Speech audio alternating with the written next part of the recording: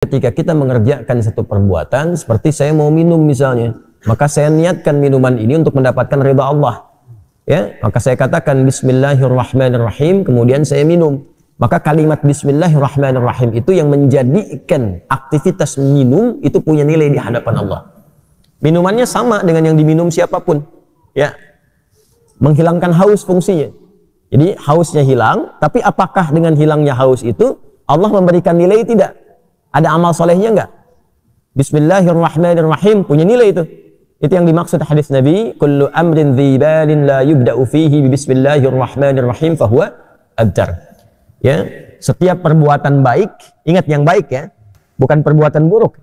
Dzibalin itu yang dibenarkan oleh akal dan hati kita itu benar. Jadi sesungguhnya kalau orang berbuat salah, hatinya pasti menolak. Ya, hatinya menolak, itu bal. Ma fi balika. Apa sih yang ada dalam hatimu itu? Ya. Nabi pernah mengatakan istafti qalbak, ya, coba tanya hatimu yang paling dalam. Kedalaman hati itu disebut dengan bal namanya.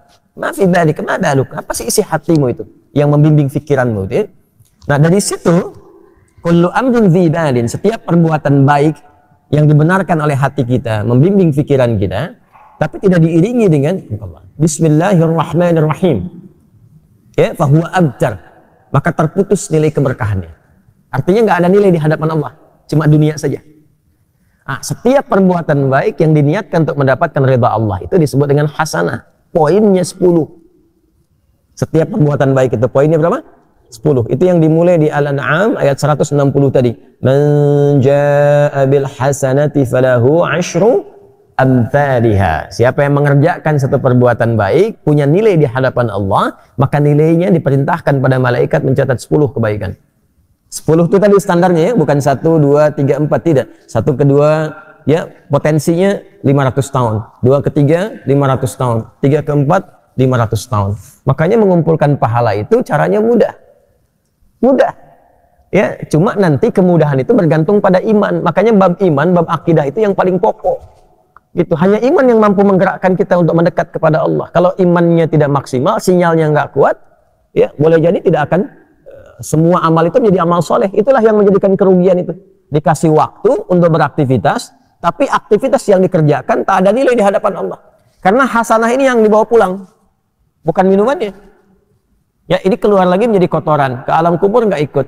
Hasanah itu yang akan dikonfirmasi sampai dengan di akhirat nanti. Jadi di dunia dikerjakan, di akhirat ditampakkan. Itu yang dimaksud di Al-Baqarah ayat 201 itu. Wa minhum may yaqulu rabbana atina fid dunya hasanah wa fil akhirati hasanah wa qina adzaban nar. Kan?